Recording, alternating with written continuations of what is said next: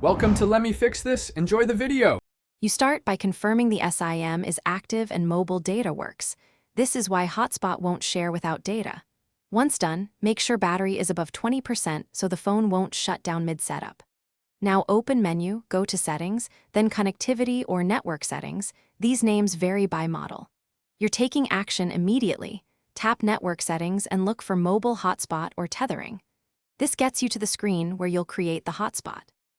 Once you're on the mobile hotspot screen, enable the hotspot toggle to begin broadcasting. Next, tap Configure or Set up Hotspot to name your network, SSID, and select Security. Choose WPA2 when available because it protects your data best. Then enter a password of at least 8 characters so unauthorized users can't join. If there's an AP band option, pick 2.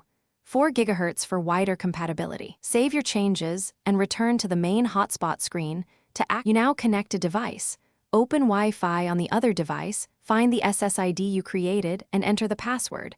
Once connected, you'll see a connection icon on the keypad phone. Make sure to limit the number of devices if speed drops. Hotspot bandwidth is shared. If connections fail, try toggling mobile data and hotspot off and on, then restart the phone. If problems persist, reset network settings. This clears incorrect profiles and usually.